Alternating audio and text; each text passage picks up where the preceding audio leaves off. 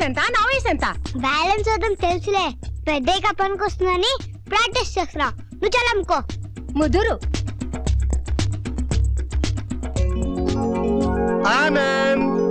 Bye. ఏంట్రా బుజ్జి, ఏంటి సంగతులు? ఇదిగో నా బుజ్జి గిజ్జి ఒక ముక్కు బజ్జి అయిపోద్ది. నాకు ఊళ్ళో వాళ్ళంతా కొత్త పేరు పెట్టాలి. ఏంట్రా అది? కేబుల్. కేబుల్ ఏంట్రా? అవును, కేబుల్ టీవీలో అన్ని చాలా చూసి కొంచెం నాకు జనరల్ నాలెడ్జ్ ఎక్కువైంది. ఇంతకీ నాకేం తెచ్చావు? సిగరెట్. బాబాయ్, దమ్ము కొట్టే వరకు వచ్చావంటే కొంచెం డెవలప్ అయ్యావు అన్నమాట. నేను సిగరెట్ కాల్చను రా. మరి సిగరెట్ ఎక్కడిది?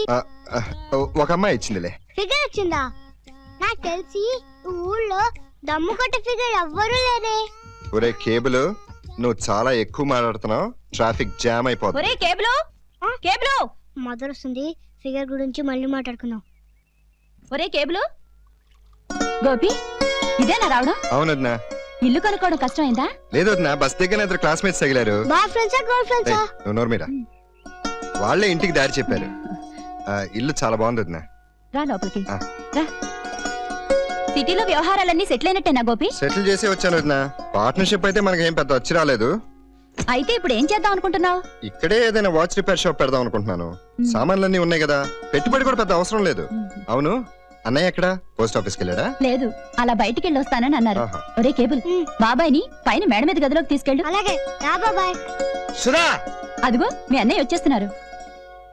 తాతబ్బాయ్, నాన్న ఇచ్చిన పాత ఇల్లు అమ్మగా వచ్చిన డబ్బు, నా సర్వీస్ మొత్తంలో సంపాదించిన మొత్తం అంతా కలిపి ఇల్లు కొన్నాను. వచ్చేసావా?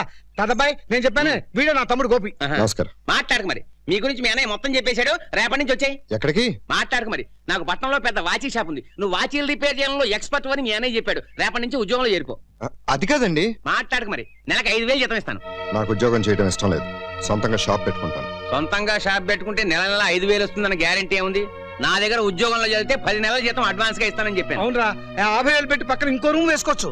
రూమ్ లేకపోతే వరండాలో పడుకుంటా గానీ ఇంకోళ్ళ కింద పని చేయను. అలా అంటే ఎలా రా? నేను చెప్పేది కొంచెం అర్థం చేసుకో. అన్నయ్య, నాకు ఆత్మాభిమానం ఎక్కువ.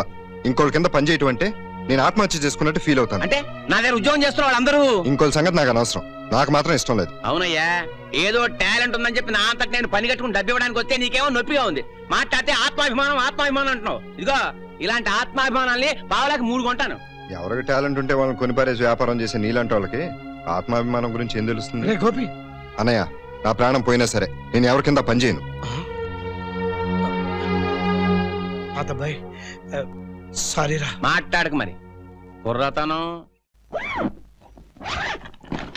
ఒరే కేబుల్, నీకోసం ఎన్ని బొమ్మలు కొన్నాను చూడు. బాబాయ్, అస్సలు డెవలప్ అవ్వలేదు. బొమ్మలు ఆడుకునే వయసు అన్నది. చిన్న లిక్కించుకో. నువ్వు మిషన్లు వస్తున్నాయి చూడు. బొమ్మలు ఆడుకునే ఏజ్ దాటిపోయి గుమ్మలతో ఆడుకునే ఏజ్ లోకి ఎంటర్ అయ్యా. ఊరిని దుంప తెగ, నాకే ట్రాఫిక్ జామ్ అయిందే. ఒరేయ్, నీ కేబుల్ అని ఎవరైతే పేరు పెట్టారో చాలా బాగా పెట్టారురా.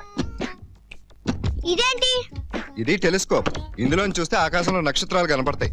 వాటిని స్టడీ చేయడం నా హాబీ. ఆకాశంలో నక్షత్రాలు ఏం చూస్తావులే గానీ ఎదురింట్లో 3 యంగ్స్టర్స్ ఉన్నాయి.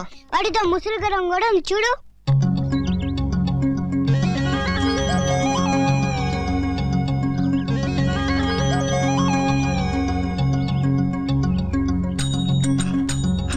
Old women.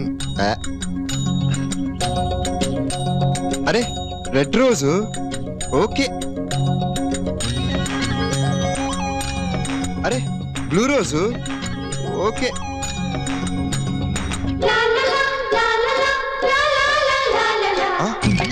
Cigarette case. ఏదైనా చూడండి. చూడు.